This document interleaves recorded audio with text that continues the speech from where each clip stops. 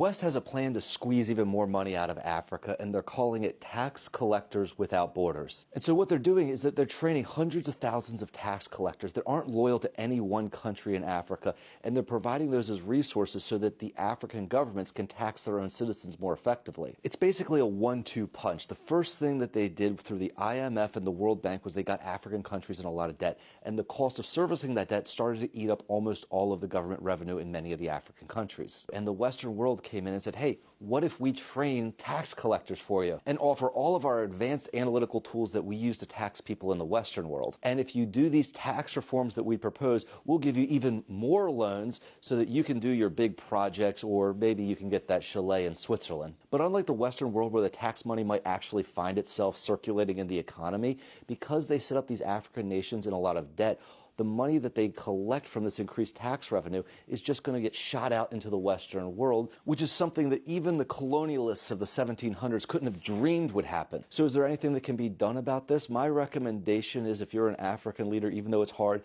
hit block on the World Bank, hit block on the IMF, and just don't do business with these people in the future. So I'm not trying to be negative. I'm a big believer in Africa, but I certainly want to call out a scheme when I see one. So hopefully if this is of value to you, you'll give me a like and a follow. That really helps out my channel, and I'll see you guys on the next video.